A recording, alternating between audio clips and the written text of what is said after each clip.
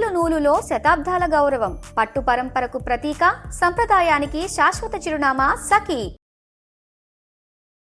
నమస్తే రమ్మగారు. నమస్తే జయ. రమ్మగారు, ఏదైనా కొత్త పని ప్రారంభించే ముందు మనం ఏ విధంగా సిద్ధంగా ఉండాలి, అలాగే మనతో పాటు దైవ బలం కూడా ఉండాలి కదా. దీనికి సంబంధించి మనకి అంటే పురాణ ఇతిహాసాల్లో కానీ లేకుంటే పెద్దలు కానీ ఏదైనా చెప్పిన మంత్రాలు, ఏదైనా పని ప్రారంభించే ముందు ఇది చదువుకోండి, ఇది పఠించండి, అప్పుడు ఆ పని సాఫీగా జరుగుతుంది, అలా ఏమైనా చెప్పడం జరిగిందండి? బోల్డ్ అని చెప్తారు జయ. మనం వినాయక ప్రార్థన చేసుకుంటాం, అది అందరికీ తెలిసిన విషయం. వినాయక ప్రార్థన చేయటం, వినాయకుడి కోసం మీదు కట్టడం అంటే ఏంటమ్మగారు?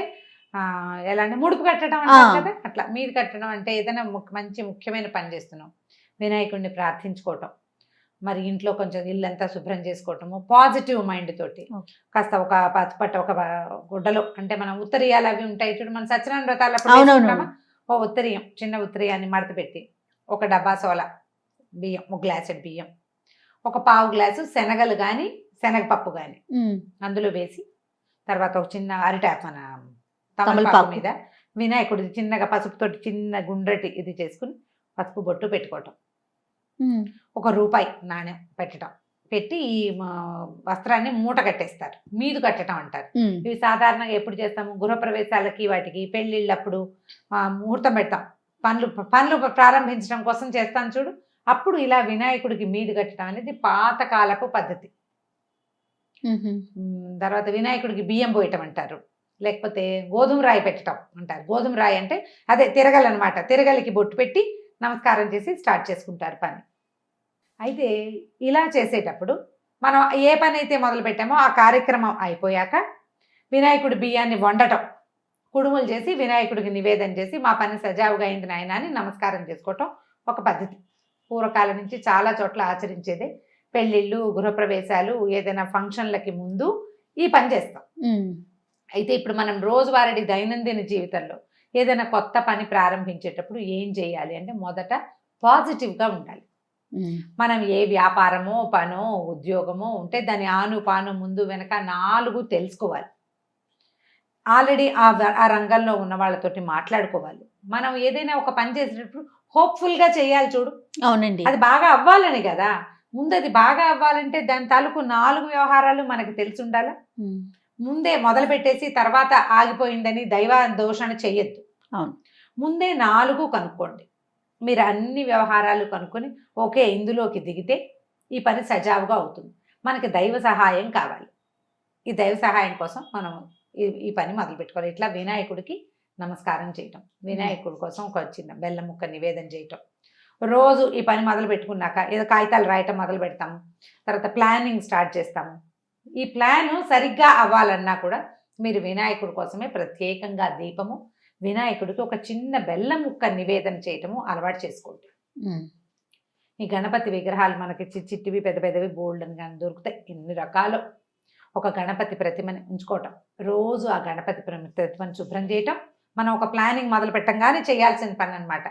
శుక్లాంబరదనం విష్ణు శశివర్ణం చతుర్భుజం ప్రసన్నవదనం ధ్యాయేత్ సర్వవిఘ్నోపశాంతయే. ఈ శ్లోకం చెప్పుకుంటాం. ఇంకా మీకు మంచి శ్లోకాలు వస్తే 4-5 శ్లోకాలు చెప్పుకోండి, పద్యాలు కూడా. మీ గణేష్ పంచరత్నాలు లాంటివి చెప్పుకోవటం.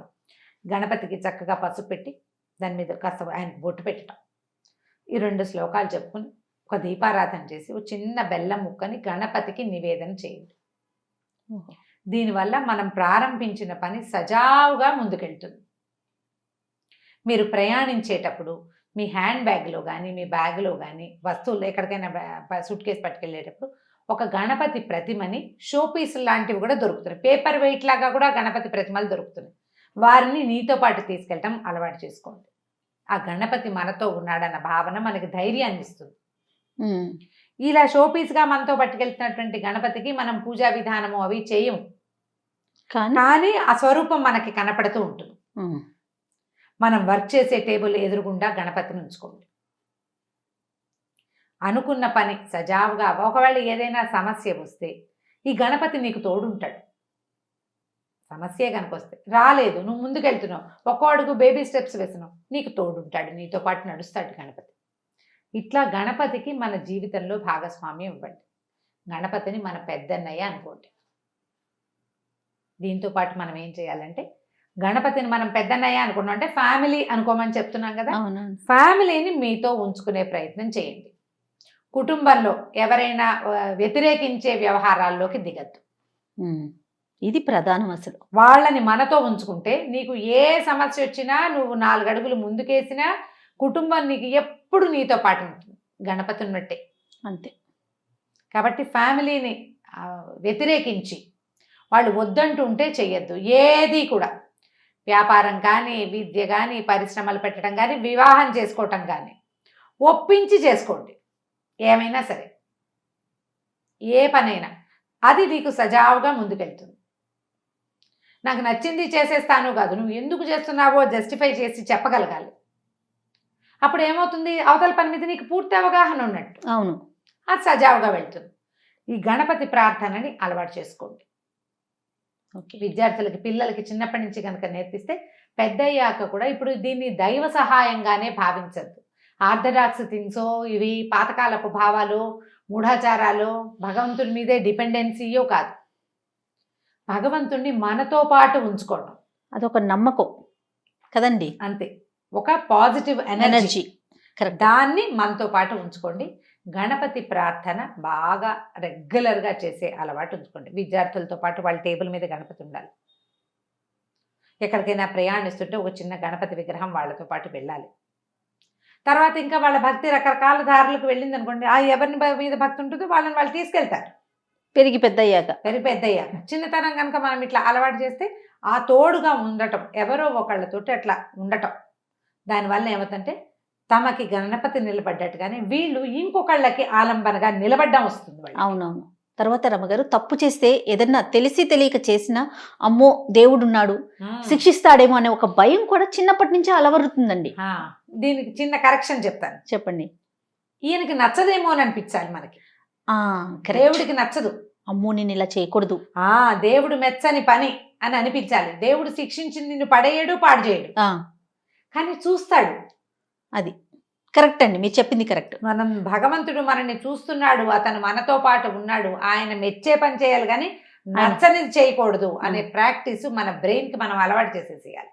పిల్లలకి నేర్పిస్తే క్రమంగా వాళ్ళు అది అలవాట్లో ఉంటారు. భగవంతుడు చెప్పుకోవటం, చేసిన పొరపాటు దాన్ని సరిదిద్దుకోవటం, మళ్ళీ చేయకపోవటం, అవన్నీ కూడా ప్రాక్టీస్ అవుతాయి. సో ఏ పని మొదలుపెట్టినా గణపతిని తొలిగా ఆరాధించాలి.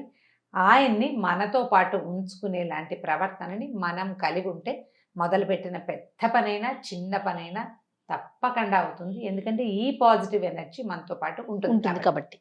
రైట్. నమస్తే. నమస్తే.